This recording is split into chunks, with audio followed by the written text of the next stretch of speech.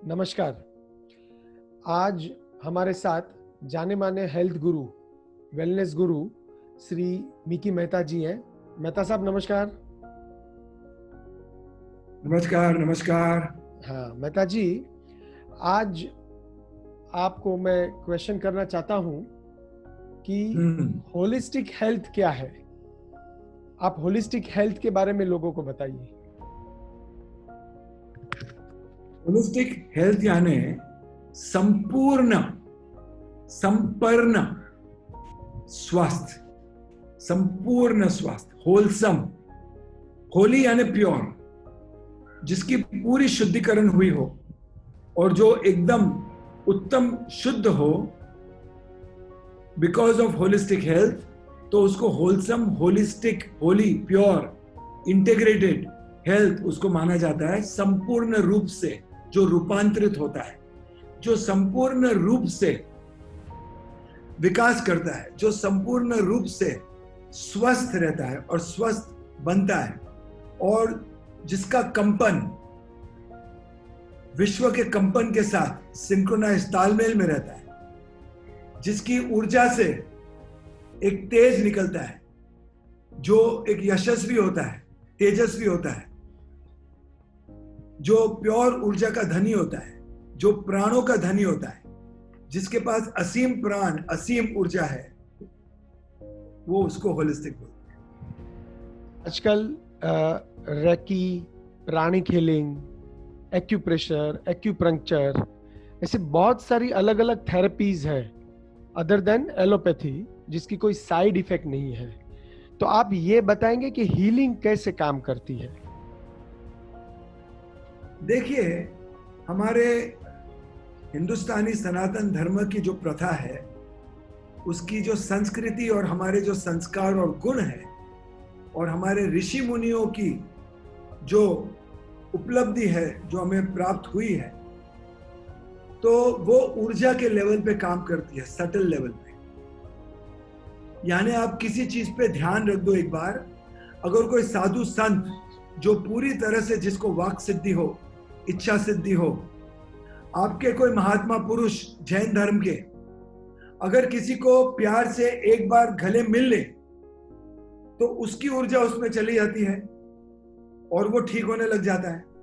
किसी को आशीर्वाद दे दे, या किसी के साथ फोन पे बात कर दे, या दूर से उसके लिए प्रार्थना कर दे, तो उसकी ऊर्जा 7 समंदर पार, तो क्या 700 विश्व पार करके उसको लगती है, और वो शख्स रूपांतरित होने लग जाता है और स्वस्थ होने लग जाता है। पागल को ठीक कर दे, बीमार को तंदुरुस्त कर दे, दुखी दर्दी को खुश कर दे, ये एक ऐसी ऊर्जा है। मगर वो ऊर्जा का पालन करने के लिए, वो ऊर्जा की शक्ति को इस्तेमाल करने के लिए आपकी ऊर्जा बिल्कुल शुद्ध होनी चाहिए। जिसकी ऊर्जा में बिल्कुल प्योर शुद्ध ऊर्जा हो, जिसमें कोई तमस गुण ना हो, वही रेकी और प्राणिक हीलिंग कर सकता है। मात्र मैं खुद, जब मैं कैंसर पेशेंट्स के साथ काम करता हूँ, या एस्थमेटिक पेशेंट्स के साथ काम करता हूँ, या कोई भी रोगी हो जो टर्मिनली इल हो, जहां पर डॉक्टर ने जवाब दे दिया है, या डॉक्टर ने बताया कि 80 साल हो गया, अभी उठ नहीं पाएंगे, खड़े नहीं हो पाएंगे, तो हम रेकी, प्राणिक हीलिंग, आयुर्वेद, योग, प्राणायाम, फिर सूर्य की किरणें, ध्यान, अफर्मेशंस, पॉजिटिविटी, ऑप्टिमिज्म, और पूरे परिवार का सपोर्ट लेके हम ऐसे व्यक्ति को हम खड़े करते हैं और दौड़ा भी सकते हैं। तो ये एक प्रक्रिया है जो प्रकृति ने हमें देन में दी है। तो हमें सिर्फ प्रकृति के नियमों का पालन करना है, जैसे कि हमें अष्ट अंग योग का पालन करना है। तो अष्ट अंग योग में क्या है? यम, नियम, दिनचर्या, डिसिप्लिन, अनुशासन, आसन, प्राणायाम। आसन यानी डायनामिक पोस्चर्स फॉर हीलिंग, तंदुरुस्ती। प्राणायाम फॉर सेल्फ ओरिएंटेशन, करेक्शन, ऊर्जा प्राणा। Pratyahara, internalisation of senses. ध्यान, धारणा, समाधि। अगर ये अष्ट अंग योग किसी के एक साथ बैठ जाए और किसी को उसकी उपलब्धि हो, वो उसका धनी बन जाए, तो काम, क्रोध, लोभ, मोह, मद, माया, मत्सर, जिससे बीमारी और पीड़ाएं पैदा होती है, जम से पैदा नहीं होती है। पहले ये चीजों से, काम, क्रोध, लोभ, मोह, मद, माया, मत्सर से बीमारी पैदा होती है। जब कहीं आपका चरित्र, आपकी पर्सनालिटी, आपका व्यक्तित्व कॉम्प्रोमाइज होता है कॉन्शियसनेस में, तो इम्यूनो सिस्टम भी कॉम्प्रोमाइज होता है। तो वहां पर होलिस्टिक हेल्थ काम आता है। तो जब हम टर्मिनली इल पेशेंट्स के साथ काम करते हैं, तो पहले उनके चरित्र पे काम करते हैं, पहले उनके व्यक्तित्वगत पे काम करते हैं, फिर हम बीमारी को देखते हैं। पहले यहाँ की बीमारी हम ठीक करते हैं। आजकल कोविड-19 के इस दौर में सब लोगों को डर लगा रहता है इन्फेक्शन का। हाँ। तो ये इन्फेक्शन से बचा कैसे जाए, इसको फेस कैसे किया जाए, इस पे आप क्या मार्गदर्शन करोगे?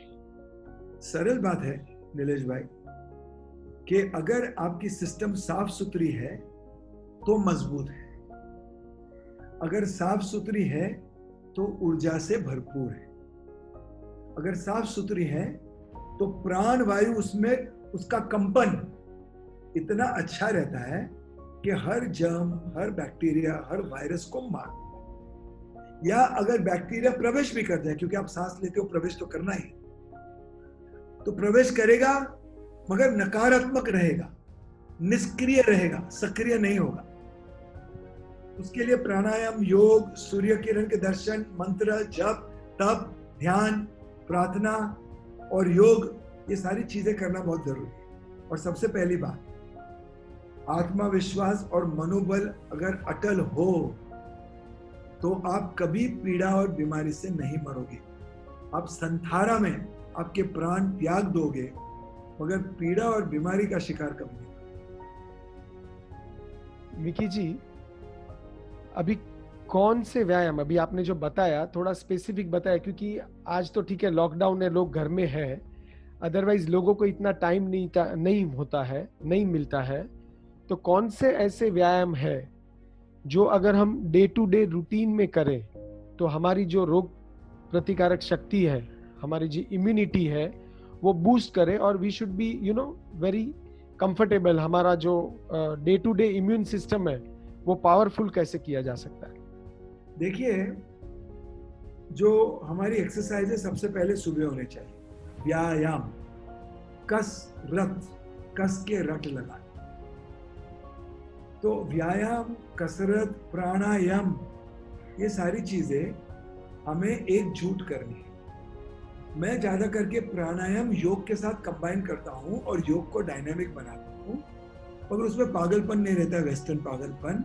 हमें धीरे धीरे सारे योग और सारे प्राणायाम सामने करते हैं। तो भुजंगासन, पर्वतासन, वीरभद्रासन, पवन मुक्तासन, चक्रासन, हलासन, सर्वांगासन, कर्णपीडासन, ये सारे आसनों से हमारे अंदर के जो ऑर्गन्स हैं उसका शुद्धिकरण होता है और उसमें फ्रेश ब्लड जाता है, उसमें से आमा निकलता है, आमा विसर्जित होता है और ऑक्सीजन लेडन ब्लड उसमें प्रवेश करता है।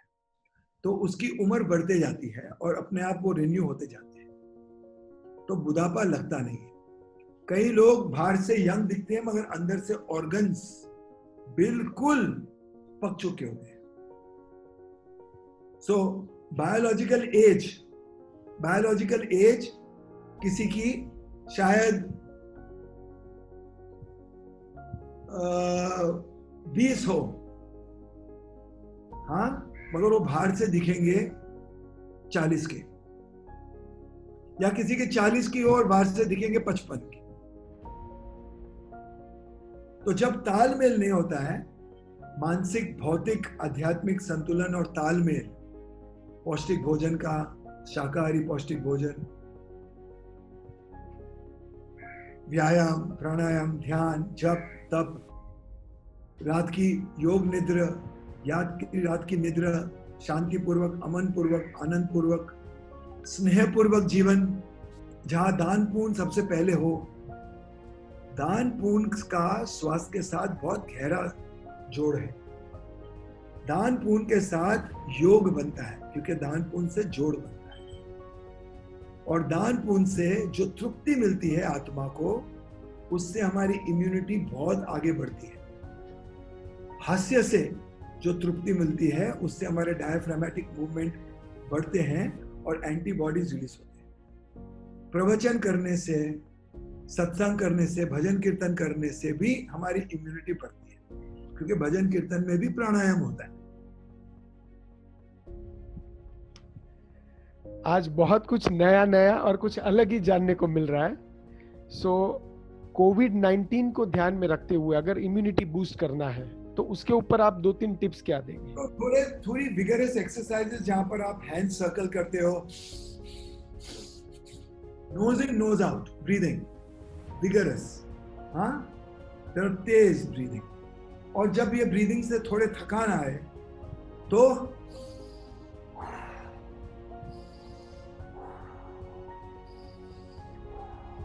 ये सारे कॉम्बिनेशंस कर सकते हैं। फिर अगर रिलैक्स हो गए एक बार तो फिर से ये प्राणायाम कीजिए। फिर कंफर्ट करने के लिए फिर डबल पवन मुक्तासन कीजिए, फिर फॉरवर्ड बैकवर्ड बेंडिंग कीजिए, टो टचिंग कीजिए। तो क्या होता है, प्राणायाम और व्यायाम की कॉम्बिनेशन से हमारी रेस्पिरेटरी ट्रैक कंपित होती है, और वो कंपित होने से वहां से जो अंदर कुछ भी फंसा हुआ रहता है उसको बाहर निकाल फेंकती है।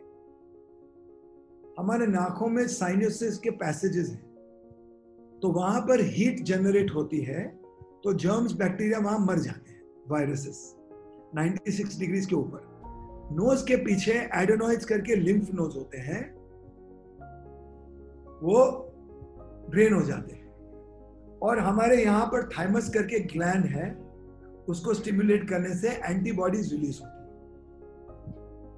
तो कोई बीमारी, पीड़ा अगर एंटर भी कर जाए तो अपने आप वो अतिथि अपने आप को पाएगी नहीं और बाहर निकल जाएगी या अंदर मर जाएगी। अच्छा मिकी जी, हमारी शारीरिक, मानसिक और व्यवसायिक आजकल इतने सारे तनाव है, ये लॉकडाउन में थोड़े से कम हो गए, अभी उसके बाद बढ़ने वाले हैं। तो उसके लिए आप क्या टिप्स देना चाहोगे और क्या हमें करना चाहिए, क्योंकि ये बहुत जरूरी है। मुझे लगता है आज का ये सबसे बड़ा टेक अवे होगा आपके पास। मानसिक तनाव के लिए मेरे पास इतनी अच्छी थेरेपीज है। तो मैं लोगों के साथ, जितने साइकियाट्रिक पेशेंट्स हैं, तो उनके लिए मैं जो सुसाइडल है, बाइपोलर है, स्किज़ोफ्रेनिक है, उनके साथ मैं काम करता हूँ और नॉन मेडिसिनल काम करता हूँ। SOS कंडीशन है तो मेडिसिन लेना जरूरी है अंडर साइकियाट्रिक सुपरविजन, मगर धीरे धीरे उसको मैं वीन ऑफ कर देता हूँ। और पदार्थ से, खाने के पदार्थ से, धातुओं से, सुगंध से, फूलों की सुगंध, एरोमेटिक ऑयल की सुगंध, फल की सुगंध, फिर फल के टेस्ट से, फल के गुण से, योग निद्रा से, ध्यान से, प्रार्थना से, पॉजिटिविटी से, जब तब से, फिर पर्यावरण के साथ मिंगल करने से उनकी मानसिक अवस्था को ठीक करते हैं। तो मानसिक अवस्था ठीक करने के लिए नस्यम करना जरूरी है। नाकों में तेल पुरना, कानों में तेल पुरना, क्योंकि ये ENT के साथ कनेक्टेड होते हैं। फिर सुबह सुबह घी का सेवन करना, गाय का घी का, देसी गाय का, ठीक है। फिर विजुअल थेरेपी, आकाश को देखना, खुले आकाश को, जिससे मन खुला खुला होता है। पेड़ पौधों को देखना, पक्षियों की आवाज सुनना। फिर टच थेरेपी, टेक्टाइल थेरेपी, कई कुछ कोमल चीज को हाथ लगाना, या तो अपने माँ बाप को या तो अपने बच्चों को, स्पर्श थेरेपी, या तो फिर फूल हाथ में पकड़ना या ग्रास में लेट जाना। ये सारी चीजों से मानसिक तनाव दूर होते हैं और मानसिक रूप से लोग रूपांतरित हो सकते हैं। और आध्यात्मिक तनाव के लिए आप प्रार्थना करें, जप करें, तप करें, सत्संग करें, गाना गाएं, तो आध्यात्मिक तनाव भी दूर हो जाता है। और भौतिक तनाव के लिए आप शवासन करें, अभ्यंगम का मसाज करें, नस्यम करें, विरेचन करें, वमन करें, उल्टी, इंड्यूस वॉमिट। तो ये सारी प्रक्रियाएं मैं जो लोगों बिल्कुल गौन केस होते हैं उनके साथ मैं करता हूं, मैं और मेरी टीम मिलकर करते हैं। घर पे सेवा देता हूँ, मगर विश्वास, कुदरत में, प्रकृति में लोगों को विश्वास होना चाहिए, और ईश्वर में विश्वास हो तो मरता हुआ आदमी जिंदा हो सकता है और दौड़ भी सकता है। इंद्रधनुष, स्वस्थ का इंद्रधनुष उसकी जिंदगी में लहरा सकता है। तो लोग पूछते हैं कि चांसेस कितने हैं, तो मैं बताता हूं, जब तक सांस चलती है चांसेस है। It's a very positive statement. On this note, जाते जाते आपका आज का क्या संदेश? मेरा एक संदेश है कि ईश्वर की सबसे बड़ी भेंट जो हमारे पास जिंदगी में है वो दो है, एक तो वक्त और एक तो हमारे बच्चे। दोनों का ख्याल रखें। हम हमारे माँ बाप के साथ वक्त गुजार सकते हैं, हमारे बच्चों के साथ, परिवार को ध्यान दे सकते हैं। जो हमारे कुक्स, मेड्स, ड्राइवर्स है, उनको मिस करते हैं, उनकी वैल्यू करना सीखते हैं। घर के काम में हाथ बताना सीखते हैं। बच्चों के साथ अंताक्षरी खेलते हैं। एक अच्छा सरल जीवन का बोध आ गया है। जो चीजें की जरूरत नहीं है वो उसके बिगड़ जीने की एक आदत बन गई। जो हम पर्यावरण को अब्यूज करते थे वो अब्यूज कम हो गया है। पक्षियों का गाना गुनगुनाना बढ़ गया है। आकाश का गगन नीला हो गया है। धरती पूरी हरी भरी हो गई। जो दूसरी बात मैं कहना चाहता था कि हमारे बच्चे ईश्वर के प्रतीक हैं, उसमें ईश्वर का बीज है, तो उनको सूर्य किरण की ऊर्जा दीजिए, प्रेम का पानी दीजिए, पौष्टिक आहार ही दीजिए, शॉर्टकट्स में नूडल्स मत दीजिए, फ्रेश पका हुआ खाना दीजिए, उनके साथ वर्कआउट कीजिए, उनको ध्यान करवाएं, प्रार्थना करवाएं, उनके हाथ से दान करवाएं, उनको सेल्फ रियलाइज करवाएं, क्योंकि वो कल के हीरो हैं, कल के अचीवर्स हैं, कल के लीडर्स हैं। हर बच्चे में एक क्षमता है कि वो किसी कंट्री का, किसी क्षेत्र का ग्लोबल लीडर बन सकता है। हर बच्चे में वो ऐसे गुण होते हैं। हर डीएनए में, हर जीन्स में ऐसे गुण हैं कि वो अलग है, निराले हैं, वो कुछ ना कुछ अलग बन सकता है। तो हम कुम्हार बन जाएं, गीली माटी को सपोर्ट दें बनने के लिए, ना कि हमारे जोर से हम चाहें उसको वैसे मोल्ड कर दें। मिकी जी, आज आपने बहुत बढ़िया कुछ अलग सा मार्गदर्शन दिया है, और हमारे दर्शकों की ओर से आपने आपका जो वक्त दिया है इसके लिए बहुत बहुत धन्यवाद। और फिर आगे अगर आपका मार्गदर्शन लगेगा तो जरूर से आपको हम वापस याद करेंगे। बिल्कुल। Thank you. Thank you. Thank you sir. Thank you very much.